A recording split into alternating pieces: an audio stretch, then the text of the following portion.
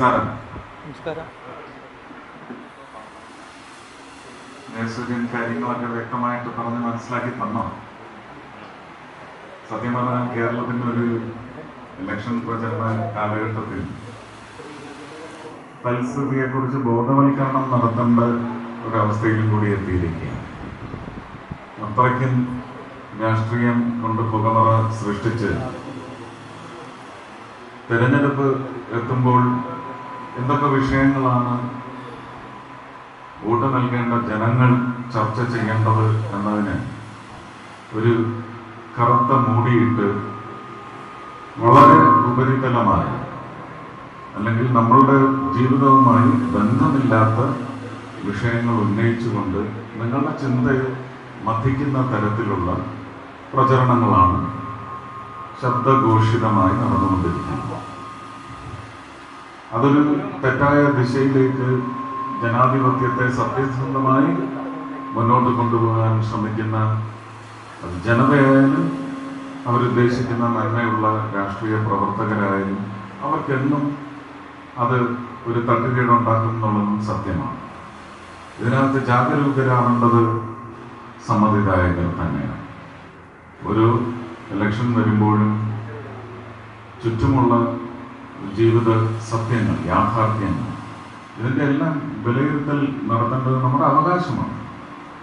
അപ്പോൾ രാജ്യത്തിന് വേണ്ടി ഒരു അരമണിക്കൂർ നേരമെങ്കിലും വീട്ടിലുള്ളവരെല്ലാം ചേർന്നൊരു ചർച്ച, കുടുംബ കാര്യങ്ങൾ ചർച്ച ചെയ്യുന്നത് പോലെ തന്നെ ഒരു ഇലക്ഷൻ വരുമ്പോൾ നമ്മൾ എന്തൊക്കെയാണ് വിലയിരുത്തേണ്ടത്, വിലയിരുത്തി കണ്ടെത്തുന്ന പോരായ്മകൾക്ക് ആ പോരായ്മകളെ മറികടക്കുന്നതിന് എന്ത് നടപടിയാണ് വോട്ടിങ്ങിൻ്റെ കാര്യത്തിൽ നമ്മൾ തീരുമാനിക്കേണ്ടതെന്ന് പറയുന്ന വ്യക്തിപരമായി, അതിനകത്ത് രാഷ്ട്രീയ ലാഞ്ചനകൾ ഉണ്ടായിക്കോട്ടെ, പക്ഷേ രാഷ്ട്രീയ അടിമത്തത്തിലേക്ക് ആ വോട്ടിനെ കൊണ്ടുചെന്ന് കെട്ടിയിടരുതെന്നാണ് എനിക്ക് എല്ലാവരോടും അപേക്ഷിക്കാനുള്ളത്.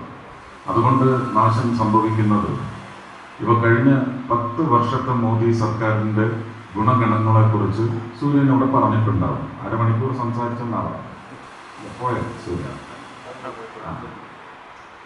അപ്പൊ ഇത് തന്നെയാണ് ശംഖു ചെയ്തുകൊണ്ടിരിക്കുന്നത് പല ദിക്കിലും.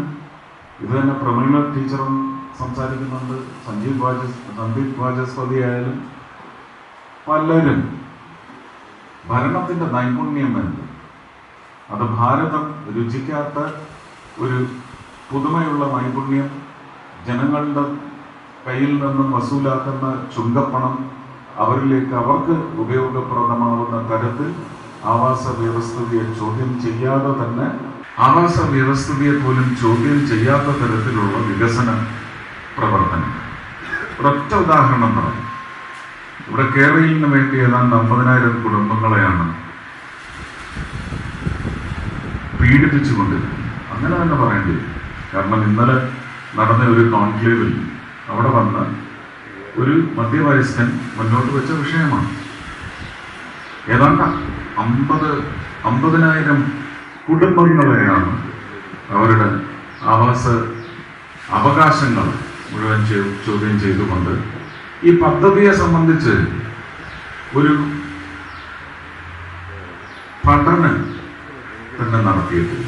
അതിൻ്റെ സാങ്കേതികതയെക്കുറിച്ച് നമ്മൾ 2018 സത്യത്തിൽ കേരളത്തിലെ നീരൊഴുക്ക് ഏത് ദിക്കിൽ, ആ നീരൊഴുക്കിൻ്റെ ശക്തി എത്ര, ഒരുപക്ഷെ പൊട്ടില്ല എന്നൊരു പക്ഷവും ബാധിക്കുന്ന മുല്ലപ്പെരിയാറിനെ സംബന്ധിച്ച് പോലും ആ നീരൊഴുക്ക് 4.5 ജില്ല കൊണ്ടുപോകുമെന്ന് പറയുന്ന ഭീതി പടർത്തിയതിനേക്കാൾ വലിയ ആഘാതമാണ് നമ്മൾ 2018 വെള്ളപ്പൊക്കക്കാലത്ത് ഏറ്റുവാങ്ങിയത്. ഈ കേരളത്തിനെ സംബന്ധിച്ച് സമാനമായ ഒരു നിത്യ ദുരന്തമാണ് ആ പദ്ധതി വഴി നാട്ടപ്പെടാൻ പോകുന്നതെന്നാണ് സാങ്കേതികമായി നല്ല വിദ്യാഭ്യാസവും വിവരമുള്ള ശാസ്ത്രജ്ഞരല്ല, ഇതിനെ സംബന്ധിച്ച് നല്ല അറിവും വിവരമുള്ളവർ പറയുന്നു. ഇതിൻ്റെ ഒരു പണം തിരിച്ചു പിടിക്കാനുള്ള രീതികൾ എത്ര തന്നെ വലുപ്പത്തിൽ അവലംബിച്ചാലും ഇത് ലാഭകരമായ പദ്ധതി എത്ര വർഷം കൊണ്ടാകും. അപ്പോഴേക്കും ആ സംവിധാനം തന്നെ കാലഹരണപ്പെട്ടു പോകുന്നു. നമുക്കിത്രയും വിസ്തൃതി കുറഞ്ഞ ഒരു സംസ്ഥാനത്ത് റെയിൽവേ വികസനത്തിന് എടുത്തു കൊടുക്കാൻ സ്ഥലമില്ല എന്നാണ് പറയുന്നത്. മനസ്സ് വെച്ചാൽ എടുത്തു കൊടുക്കാം. ആ റെയിൽവേ ലൈനുകളെല്ലാം വളവില്ലാത്ത നേരെയാക്കിയുള്ള റെയിൽവേ ലൈനായി ഇപ്പോൾ ഉള്ള 2 ലൈൻ എന്ന് പറയുന്നത് 4 ലൈനാക്കി മാറ്റിയാൽ കേരളത്തിന്റെ സുഗമമായ റെയിൽ യാത്രയ്ക്കുള്ള സൗകര്യം അതിന്റെ പാരമ്യതയിലെത്തും. അടുത്ത ഒരു 50 വർഷത്തേക്കെങ്കിലും നമുക്കത് ധാരാളമായി. ഈ സംവിധാനങ്ങളിൽ നിന്നൊന്നും അടിച്ചു മാറ്റി നടത്താത്തത് കൊണ്ടാണ് പുതിയ പദ്ധതി എന്ന് പറഞ്ഞു കൊണ്ടുവരുന്നത്. അവിടെയാണ് ഒരുപക്ഷെ ഭാരതത്തിലൂടെ മറ്റ് ലോകരാജ്യങ്ങളെ മുഴുവൻ ഒരു കാന്തശക്തി പോലെ ആകർഷിച്ച് വന്ദേ ഭാരത് എന്ന് പറയുന്ന മിഷൻ വരുന്നത്. ഇന്ന് ഇന്ത്യയിലെ റെയിൽ യാത്രയിലെ എക്കാലത്തെയും ചരിത്രത്തിലെ എക്കാലത്തെയും വിപ്ലവാത്മകമായ യാത്രാ രീതിയാണ് അവലംബിച്ചിരിക്കുന്നത്. വന്ദേ ഭാരത് എന്ന് പറയുന്നത് ഉപയോഗിക്കാൻ ഒരു കാരണം കണ്ടെത്തി നടക്കുന്ന ആൾക്കാരുണ്ട്. വെറുതെ അപ്പം വാങ്ങി തിന്നാൻ വേണ്ടി പോകുന്നവരൊന്നുമല്ല അവരുടെ ജീവിതത്തിലേക്ക് സൗകര്യപൂർവ്വം അതിൻ്റെ ഗുണഭോഗം നടത്തി ജീവിതത്തിൻ്റെ ഉന്നമനത്തിന് വേണ്ടി ഇങ്ങനെയുള്ള സംവിധാനങ്ങൾ ഉപയോഗിക്കുക. ഇതും വികസനമാണ്. അപ്പോൾ അങ്ങനെ ഉള്ള വികസനോന്മുഖമായ ഒരു ഭരണ നൈപുണ്യം കാഴ്ചവെച്ച മോദി സർക്കാരിൽ നിന്ന് കേരളത്തിലേക്ക് നിങ്ങൾ 5 വർഷത്തേക്ക് തെരഞ്ഞെടുത്ത് വിട്ട ഒരാൾ അതിന് മുമ്പത്തതും എടുത്തു. കഴിഞ്ഞ 10 വർഷം 2 പാർട്ടിയിലെയും 2 പ്രബല രാഷ്ട്രീയ കക്ഷിയിലെ MP-മാരെയും നിങ്ങൾ തെരഞ്ഞെടുത്തയച്ചു. എന്തായിരുന്നു അവർ നിങ്ങളുടെ ജീവിതത്തിലേക്ക് സംഭാവനയായി അവിടെ നിന്ന് കൊണ്ടുവന്നത്? പാർലമെന്റിൽ ഒച്ചയും ബഹളവുമാണ്. ഇപ്പോഴും ഞാൻ വരുമ്പോൾ അനൗൺസ്മെന്റ് കേട്ടു, പാർലമെന്റ് ശബ്ദമുഖരിതമാക്കാൻ നിങ്ങളുടെ ജീവിതമാണ് ശബ്ദമുഖരിതമാക്കേണ്ടത്.